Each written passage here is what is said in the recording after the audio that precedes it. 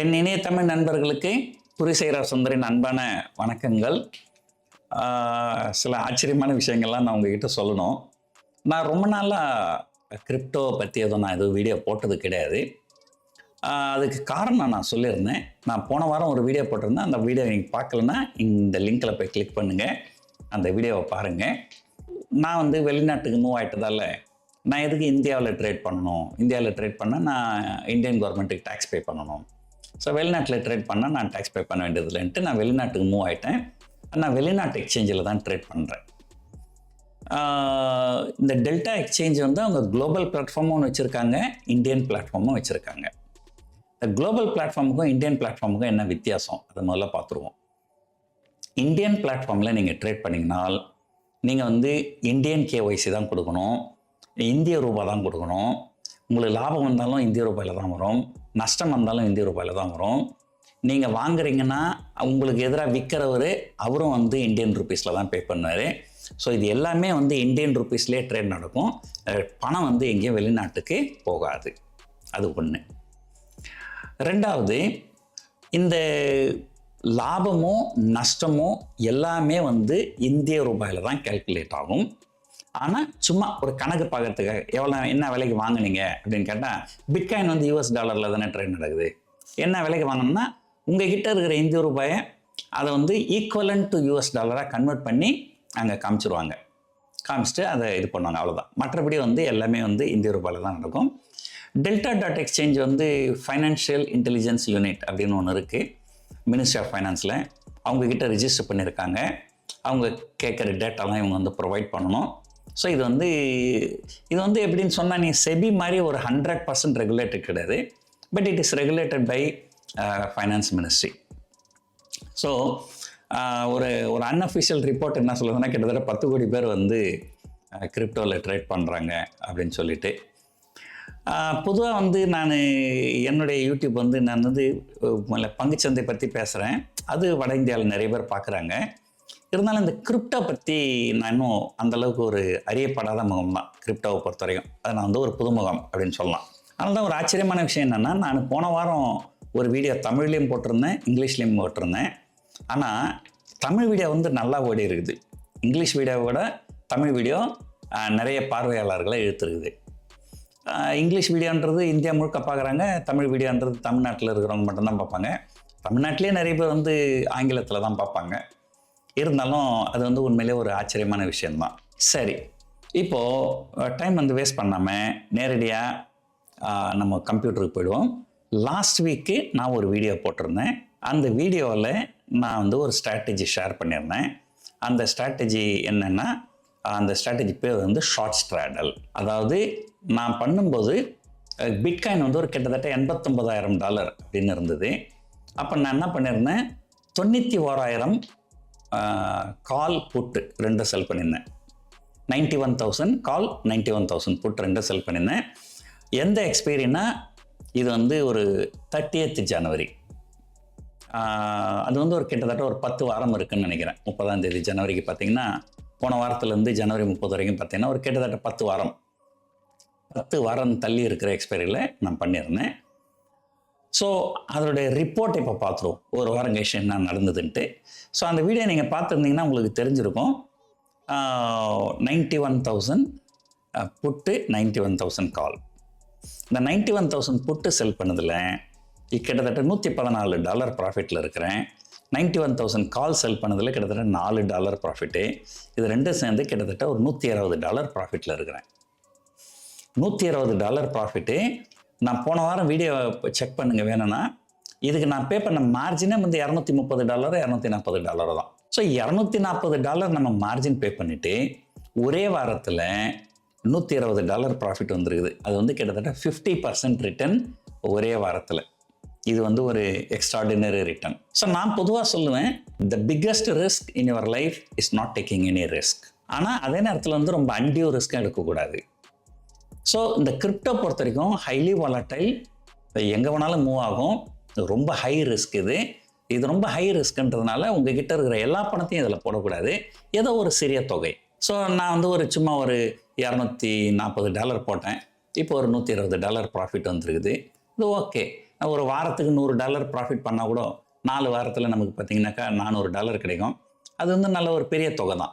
ஒருத்தர் என்னுடைய அலுவலகத்தில் வேலை செய்கிறவங்களுக்கெல்லாம் நான் கொடுக்குற சம்பளமே ஒரு மாதத்துக்கு 30,000 35,000 அவ்வளோதான் சம்பளம் கொடுக்குறேன். ஸோ அப்படி இருக்கும்போது அந்த அளவுக்கு இதில் வந்து வருதுன்னாக்கா பொட்டென்ஷியல் இருக்குன்னா அது ஒரு பெரிய விஷயம். அதுவும் வந்து பெரிய கேபிட்டல் எதுவும் முதலீடு இல்லாமல். ஸோ ஒன்று தெரிஞ்சுக்கிங்க, இதெல்லாம் பார்த்துட்டு ஆஹா ஓஹோ நல்ல ரிட்டர்ன் வருது அப்படின்னு சொல்லிட்டு எல்லா பணத்தையும் போட்டுட்டு நாளைக்கு மார்க்கெட்டிங்கை வயலண்ட்டாக மூவ் ஆச்சுன்னா நிறைய லாஸ் ஆகிடும். ஸோ அதனால் இதில் வந்து ஒரு சிறிய தொகை போடலாம், ஒரு ஜஸ்ட் ஃபார் ஃபன். நல்ல ரிட்டர்ன் வந்ததுன்னா சந்தோஷம். இது வந்து ஒன்று. சரி, இது வந்து போன வாரத்தோட ஸ்டேட்டஸ் ரிப்போர்ட்டு. சரி, இந்த வாரம் ஒரு புது ஸ்ட்ராட்டஜி போடணும். நான் என்ன பண்ணேன், இங்கிலீஷில் வீடியோ ஷூட் பண்ணேன். ஸோ அதுக்கு அந்த வீடியோவில் நான் லைவாகவே ட்ரேடிங் காமிச்சிட்டேன். அது என்னன்றது இப்போ நான் லைவாக உங்களுக்கு காமிக்க முடியாது, இங்கே நான் சொல்லிடுறேன் என்ன பண்ணியிருக்கிறேன்றது. நான் என்ன பண்ணியிருக்கிறேன், 90,000 புட் ஆப்ஷன் வந்து பை பண்ணியிருக்கிறேன். ஸோ எதனால் 90,000 புட்டை பை பண்ணியிருக்கிறேன் அப்படின்னா, போன வாரம் என்னாச்சு, $89,000 இருந்தது.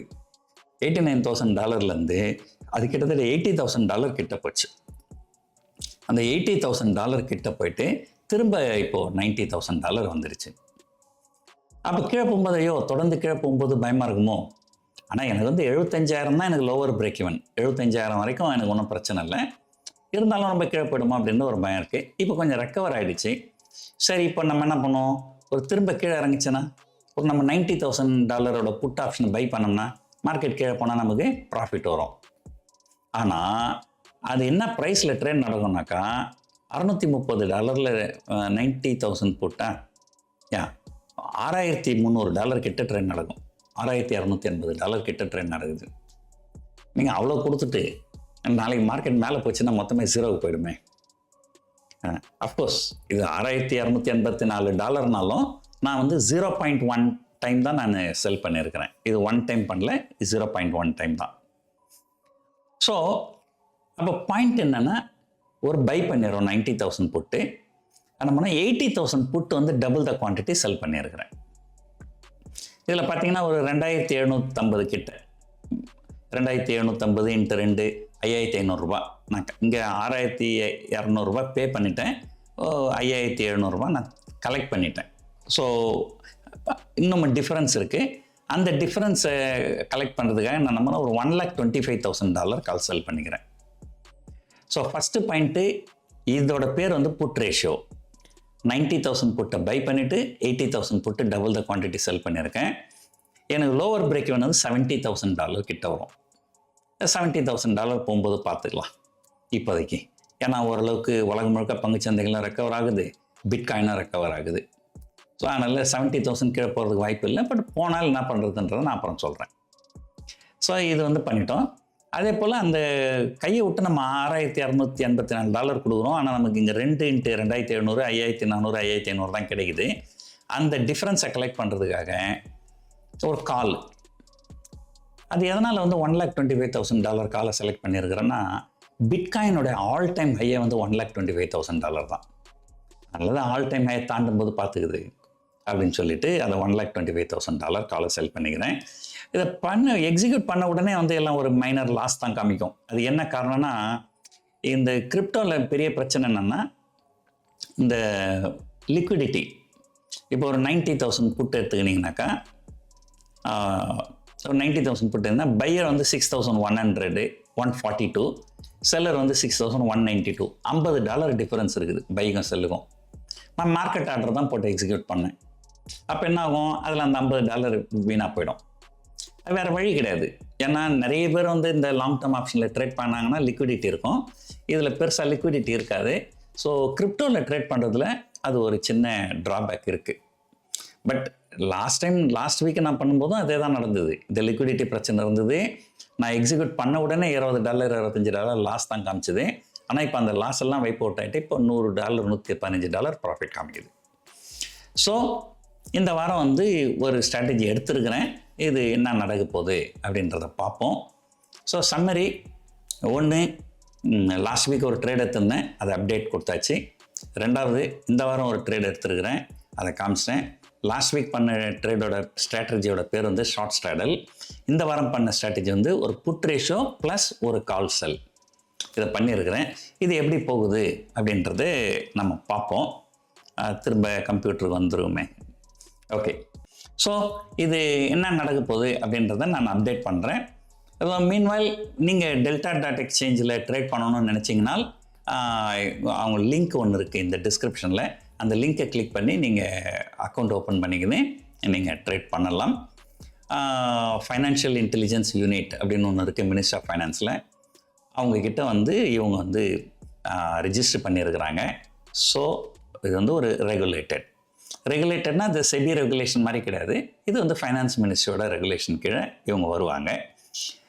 ஒரு அன்அஃபிஷியல் ரிப்போர்ட் சொல்லுது 10 கோடி பேர் இந்தியாவில் வந்து கிரிப்டோவில் ட்ரேட் பண்ணுறாங்கன்ட்டு. ஏன்னா இது ஃபன். ஆப்ஷன் பை பண்ணுறவங்களுக்கு கூட வயலண்ட்டாக மூவ் ஆகுது, ஒரு ப்ராஃபிட் வருது. ஆப்ஷன் செல் பண்ணுறவங்களுக்கும் இந்த மாதிரி வந்து ஒரு வாரத்தில் 50% ரிட்டர்ன் வருது. ஸோ ஒரு நல்ல ஒரு டைனமிக்காக இருக்கிறதுனால ஒரு சின்ன அமௌண்ட் வந்து நிறைய பேர் ட்ரேட் பண்ணுறாங்க. ஸோ நீங்கள் delta.exchangeல அக்கௌண்ட் ஓப்பன் பண்ணணுன்னா எங்கள் லிங்க்கில் கிளிக் பண்ணி நீங்கள் போனீங்கன்னா எங்களுக்கு ஏதோ சப்ரோக்கிங் அமௌண்ட் கொஞ்சம் வரும். அது எங்களுக்கு ஒரு எக்ஸ்ட்ரா இன்சென்டிவ் இந்த மாதிரி நிறைய எஜுகேஷ்னல் வீடியோஸ்லாம் நாங்கள் போடுறதுக்கு. ஸோ பார்ப்போம். ஒரு வாரம் கழிச்சு நான் திரும்ப அப்டேட் கொடுக்குறேன். அடுத்த வாரமும் ஒரு வீடியோ போடுறேன். ஸோ மேபி ஒரு பாசிபிலிட்டி இருந்தால் ஒவ்வொரு சனிக்கிழமையும் நான் ஒரு வீடியோ இந்த மாதிரி நான் போடுறேன். ஸோ பார்ப்போம் இந்த ட்ரேட் எப்படி போகுதுன்னு சொல்லிட்டு. இந்த வீடியோ உங்களுக்கு ரொம்ப பிடிச்சிருக்கும்னு நினைக்கிறேன். இவ்வளோ நேரம் பொறுமையாக பார்த்ததுக்கு நன்றி, வணக்கம்.